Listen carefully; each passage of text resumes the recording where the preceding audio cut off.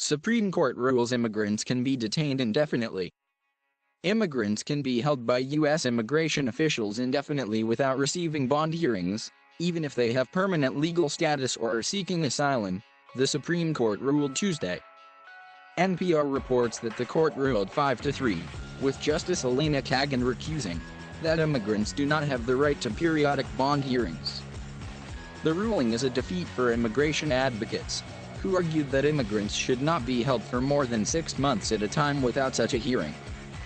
The Supreme Court ruling follows a Trump administration appeal of a ruling by the Ninth Circuit Court of Appeals last year that imposed a rule requiring immigrants held in custody be given a bond hearing every 6 months, as long as they aren't considered a flight risk or a danger to national security. To impose a rigid 6-month rule like the Court of Appeals did is really a mistake, Solicitor General Ian Gershengorn said in November.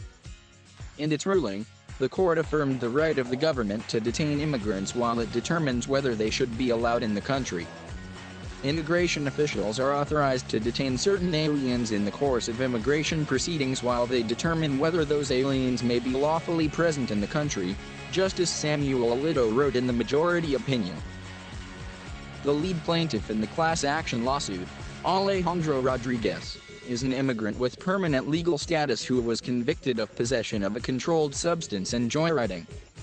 He was detained by immigration officials for 3 years without a bond hearing.